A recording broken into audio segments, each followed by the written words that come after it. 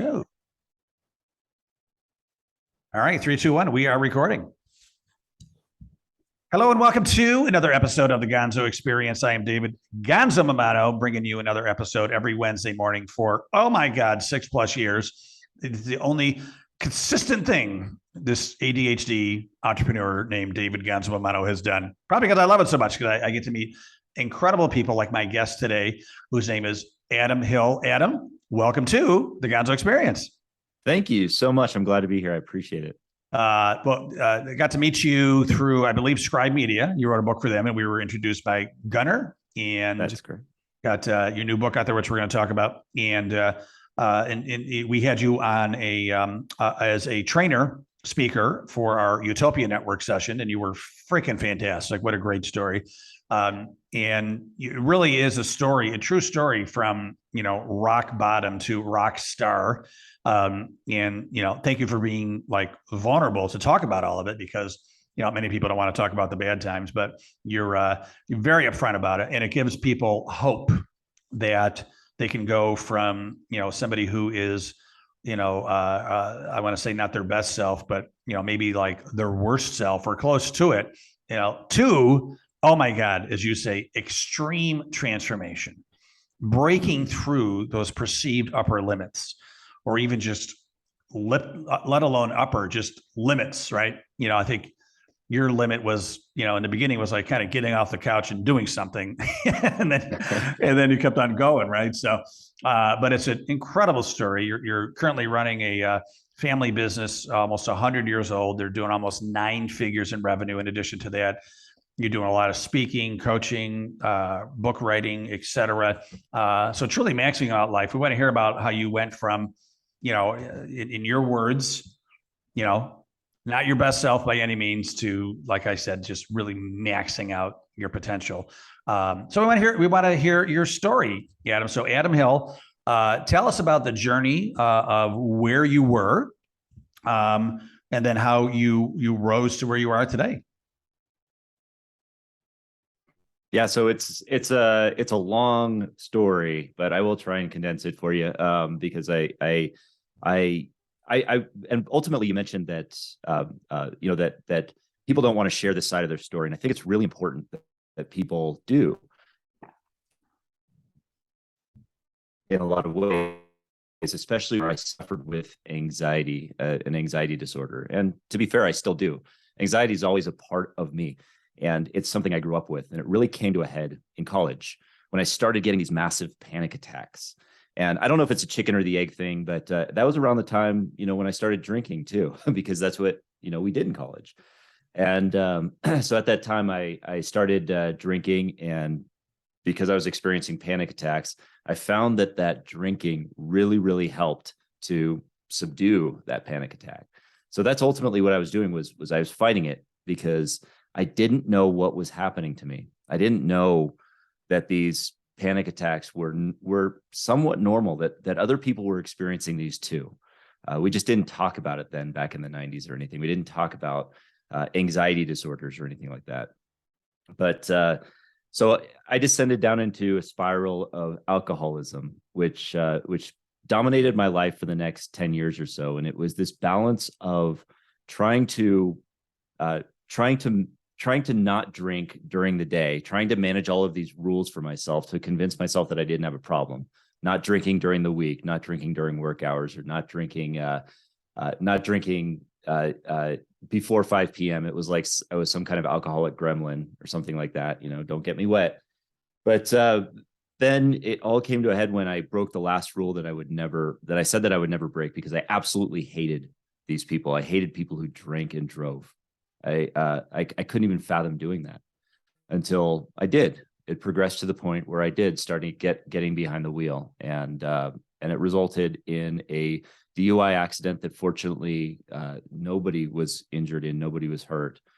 But while I spent that night in jail, I didn't know that, and I was thinking that entire evening about this person that I hated, which was now myself. This person that had no control. And it was truly a bottom point for me.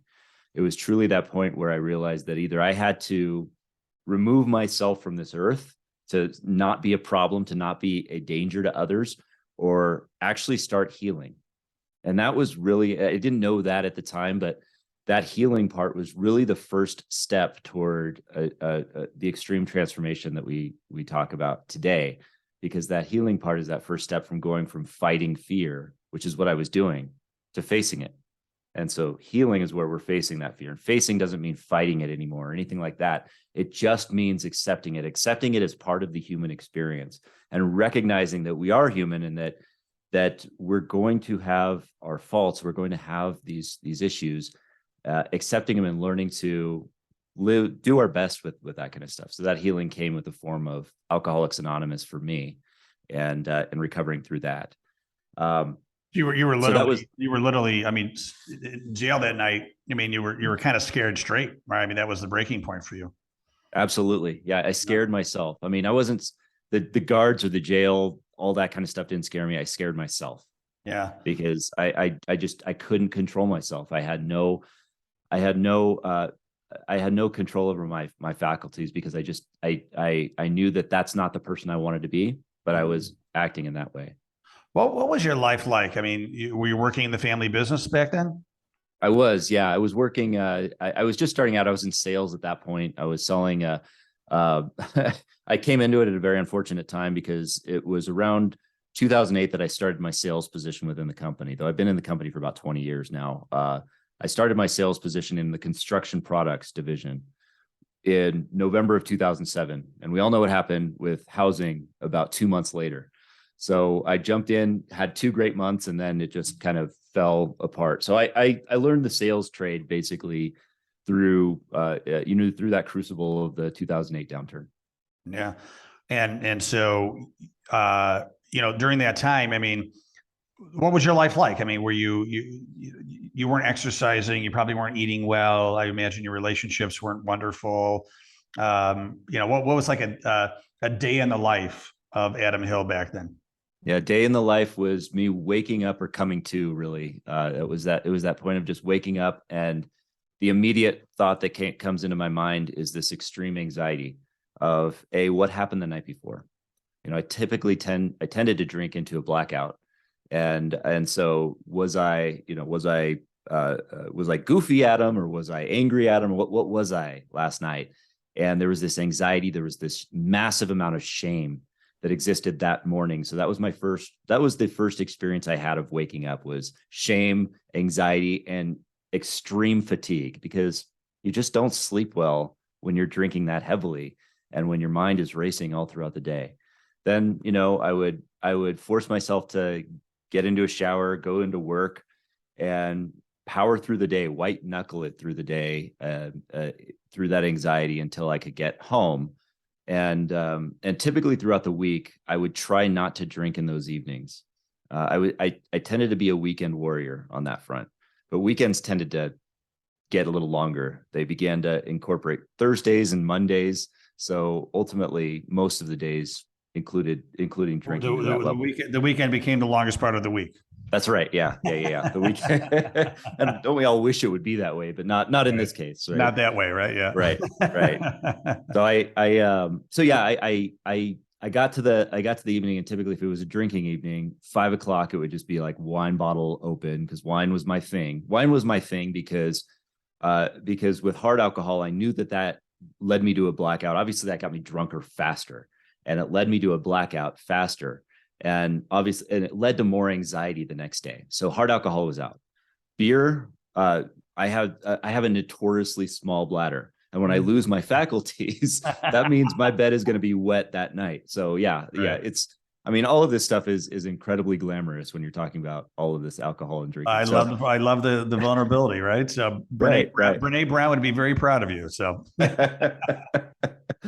Yeah, so I became a connoisseur of fine wine, or really the alcohol that was in it. And, $2 Chuck, right? Yeah, $2 Chuck was the way to go. Yeah. Were you overweight? Were you not working out? I mean, was your life just kind of like yuck? Yeah, it was definitely yuck. I never got really obese or anything like that. I mean, I got overweight. I was unhealthy. My diet consisted of peanut M&Ms and cigarettes. That was really, really it. And so, yeah, I was definitely not the poster child of good health, really. In Mhm. fact, I did try to work out because my anxiety led me to believe that, well, I don't want to die early, so I should work out and at least kind of offset some of this crappy stuff that I'm doing. But it would be like these 90-day programs that I won't mention the names, but they're typically run by celebrity, celebrity hosts that try and get you ripped in 90 days. And I would notoriously just get injured over those things. I would just destroy myself and burn myself out on that kind of fitness. Mhm. So I always thought that just wasn't for me. Yeah. And that, my life was destined to be managing this anxiety and drinking throughout, my life. That was really it. How did your family respond? Your parents, siblings, friends, all that stuff. I mean, were they like desperately worried about you? Well, I won't say that I did a good job hiding it. My wife certainly knew about it, and I there was a lot of manipulation there on my front. I mean, when you're holding your wife hostage on those fronts, and she's a very, very wonderful woman. But she ultimately became an enabler, but it was more of an enabler because she just got worn down from trying. Mhm. You know what I mean? And my parents, I tried to hide it from my parents, and that's something that continued to give me shame, was trying to hide this from the world, and it was incredibly shameful because I wasn't living truly to my authenticity, which is why I like to be very open about it today, many years later, because it gives me that sense of accountability. It allows me to be who I am. It's not that I'm creating this new identity for myself, but it truly is in that vulnerability. Selfishly, it keeps me sober. Mhm. It keeps me accountable, because the more I go out and talk like this, the more, the more that becomes a part of who I am, and the more imprinted that becomes. And so it's almost like an affirmation. It's almost like just, continuing to affirm that in myself. Yeah. Yeah. So you were married during this time. So obviously your wife, Yes. you probably call her a saint and lots of patience, right? So it Oh, stuck very with much you, so. which is huge, Yes. right? Yeah. Yeah. Very good. Yeah. So, since that jail thing, you just scared straight, AA, been clean. But not only like just stayed clean. I mean, this is where it's going to get really interesting, Gonzo family listeners here. I mean, you say extreme transformation. I mean, we're talking like night and day. So this is the part of the story that I love about you. So tell us what you did next, because it's so freaking amazing. Sure. So I when I was getting treated in AA, I really leaning into recovery and getting to know everyone in there, one of the things I heard very, very often was this phrase: "Don't make any major life changes until you reach a year of sobriety." And the point of that was so that you're not distracted by these major life changes, new relationships, new jobs, new anything. You're just focused on sobriety. But the way I heard that in my obsessed, screwed up head was, hey, once you reach a year of sobriety, make a major life change. Oh and yeah.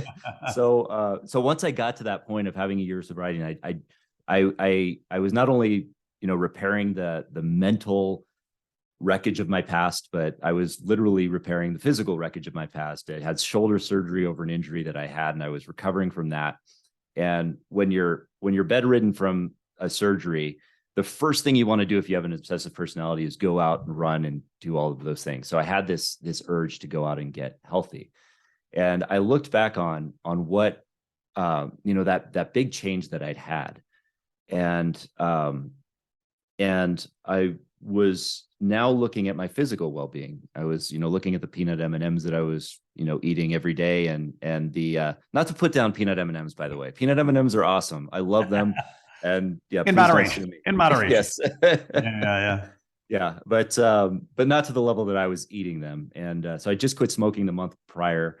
And I was just thinking, what can I do? What can I do to get like extremely physically healthy? Because I'm feeling so good from a mental standpoint, but that physical fog is still there. And then I'd remembered a time a few years earlier when I was still heavily drinking, when I was still in this anxiety-ridden life, where I saw the Ironman World Championship on television. And it immediately drew me in when I saw it, because it was sweeping views of the Hawaii coastline, which I love Hawaii. And then I see these people, like these seemingly normal people, finishing this 17-hour race, like where there's a 17-hour cutoff. It's the most intense one-day endurance contest in the world. And I was thinking to myself, this has to be reserved from crazy Australians and Speedos. And yeah, to some extent that's true.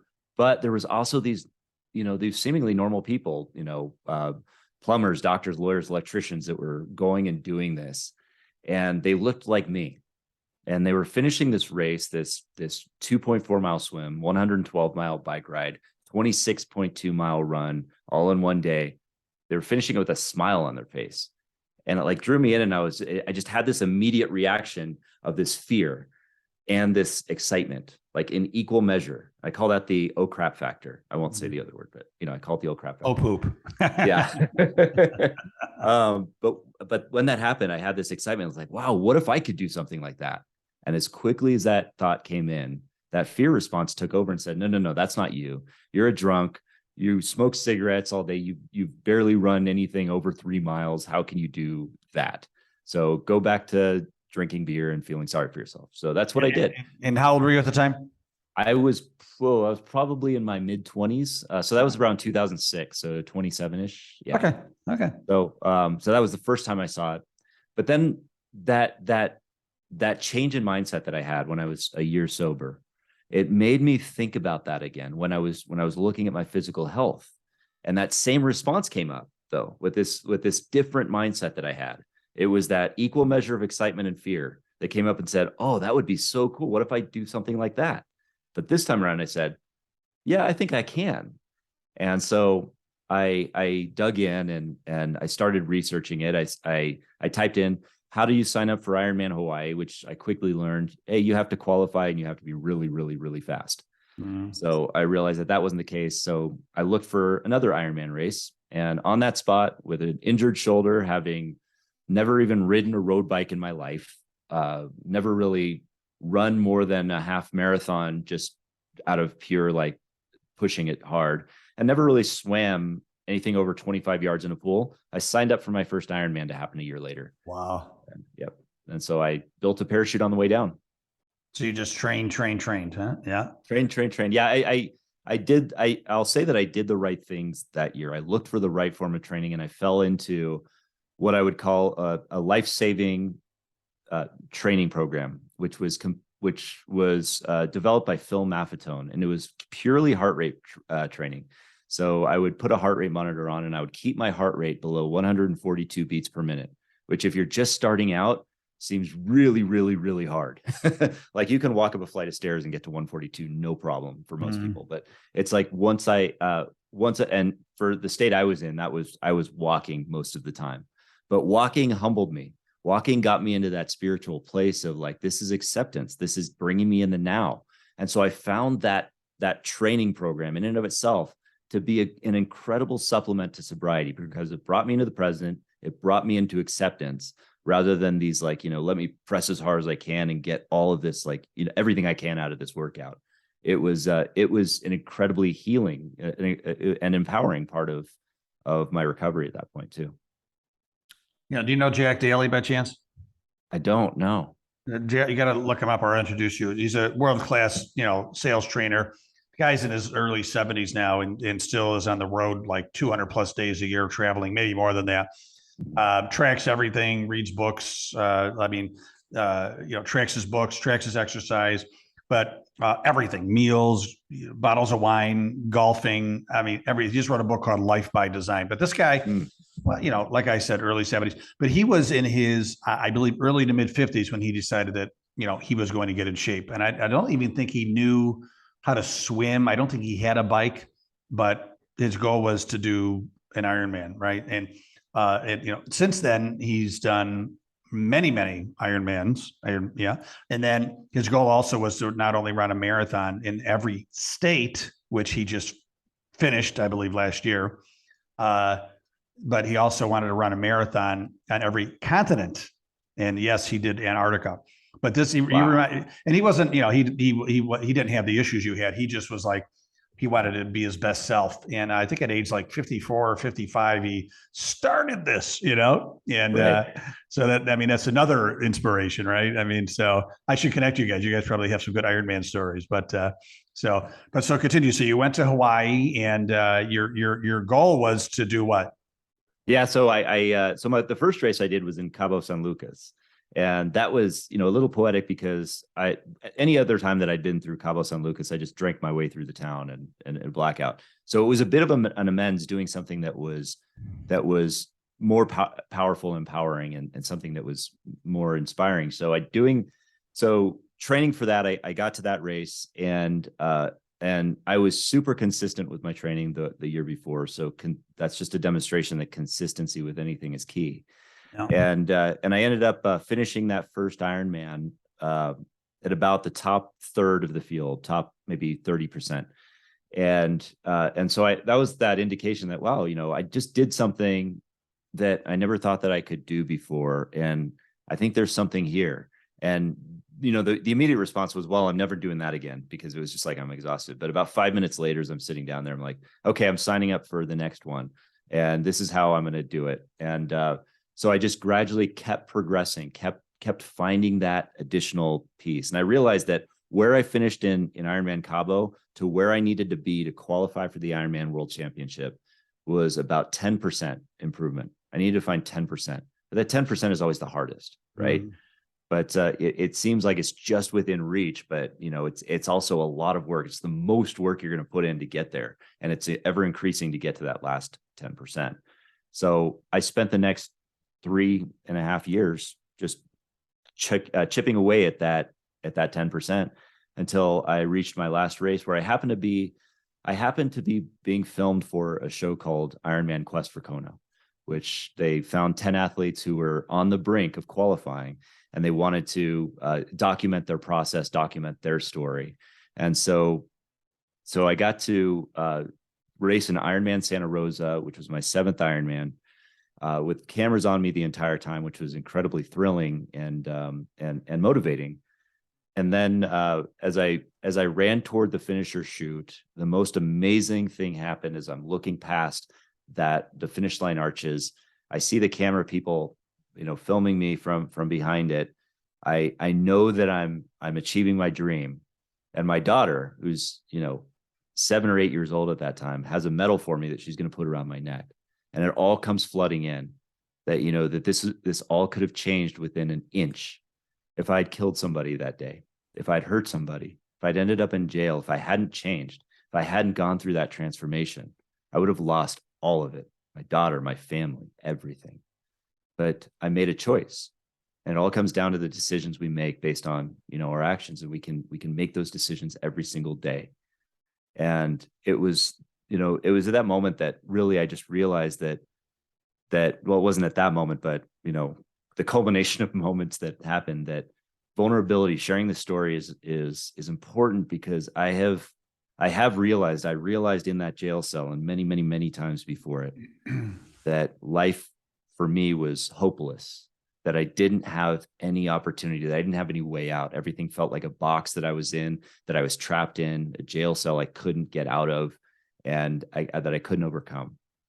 But I'll say this many years later, from what I've overcome, what I've achieved, what I've come to, the fear has not gone away. The anxiety has not gone away, but the hope has been the saving grace. The hope has been the thing that saved me. And that's been a remarkable experience for me. Thank you so much for sharing. I mean, I have goosebumps, right? I mean, from, just thinking of you blacking out to doing what you did with Ironman Kona, and being able to do that, like being one of the top in the world, right? To be able to do that. Now, one thing you talked about when you were talking to our networking group, you talked about your you do this breathing technique, and I believe it's in the shower. And I've been meaning to follow up with you on that, because I do some deep breathing, 4 seconds in, hold it, 4 seconds, 4 seconds out. Do that for like a minute or two in the morning, and a couple times throughout the day.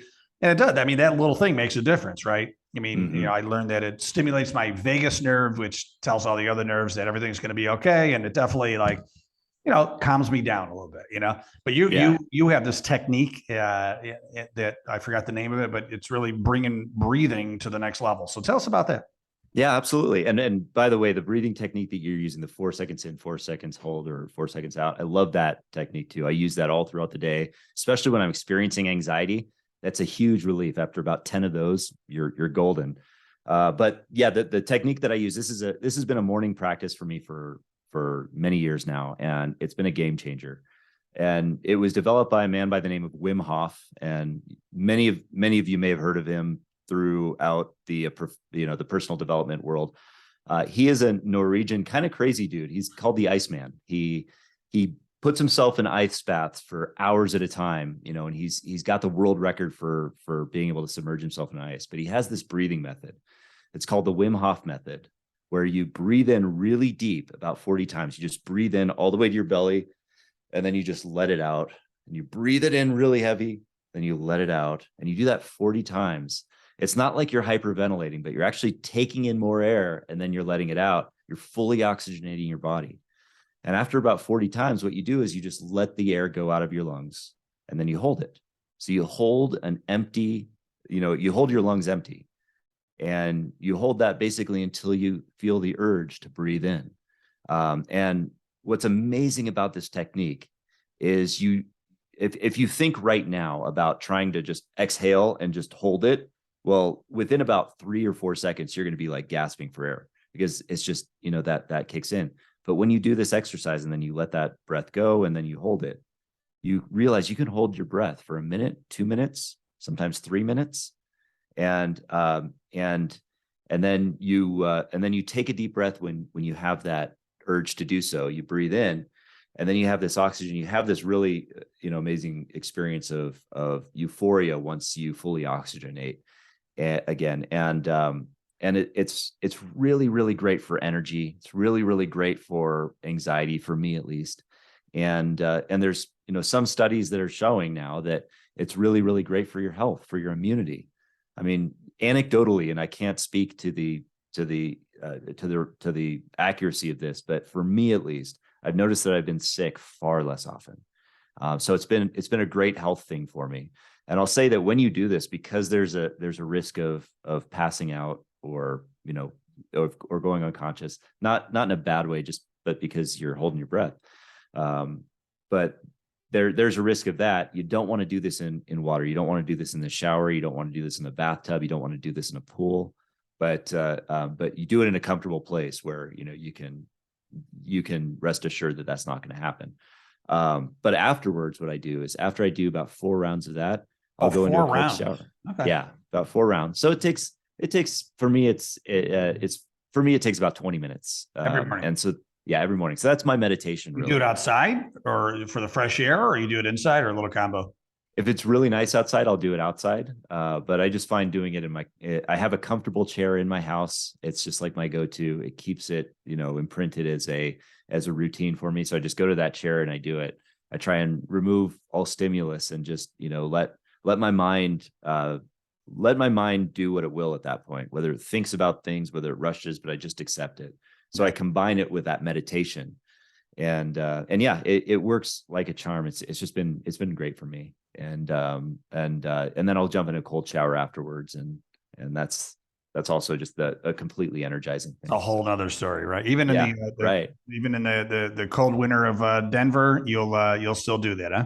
That's absolutely the best part, is when it's super cold outside, because the colder the water, and trust me on this, I know it doesn't sound like it, it's counterintuitive, the better it feels. Like lukewarm water is the worst, because it feels cold and it's just not comfortable. But ice cold feels amazing. I mean, but it takes a little bit to get used to it, right? Yeah, absolutely. Yeah. You got to take some time with it. But contrast that with contrast that discomfort, which is more of an empowering discomfort, with the discomfort that I used to feel waking up, coming to. And that's why I'm such a huge proponent of a morning practice, whatever it is, whatever kind of empowering morning practice that you can implement. It's the most important thing you can do for your day, in my opinion. How long will you take a cold shower for? Like, how long will it be cold for? It'll be about 3 minutes ish. So what I'll do is I'll be in there for a couple minutes. I'll go around. I'll get every part of my body wet, and then I'll do my affirmations, which I know a lot of people don't. That they kind of think that's frou frou, but I really get into them, and they're really powerful. So they're really meaningful to me, and they reinforce my values.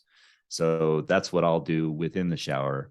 And so if you imagine yourself in a cold shower and doing something that's uncomfortable, doing something that puts you in a state of fear, and then speaking these words of power into them, it's actually, reinforcing a lot of that courage. Awesome.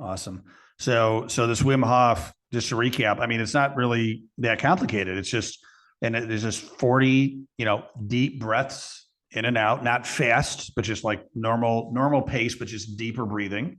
Yeah. And then on the 40th, let everything out, and, stay that way for as long as you can. Yep. Before you pass out, ideally. And then you take a big deep breath, and you've done it. So that's it. Yeah, that's it. Yeah. It's remarkably easy. It's free. It's the freest form of energy you can find. Yeah. And yeah, it's worked like a charm for me. So I love it. That's awesome. Yeah. Well, quickly in our last few minutes here, Adam, you have a new book out. And so tell us about your book, please.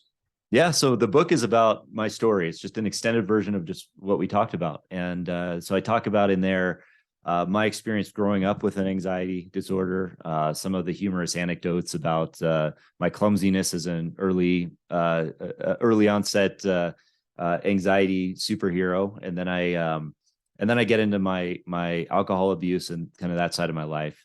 And of course, the transformation, the healing, and ultimately how I rose above fear and achieved what I really, really wanted to, and achieved my dream, qualifying for the Ironman World Championship.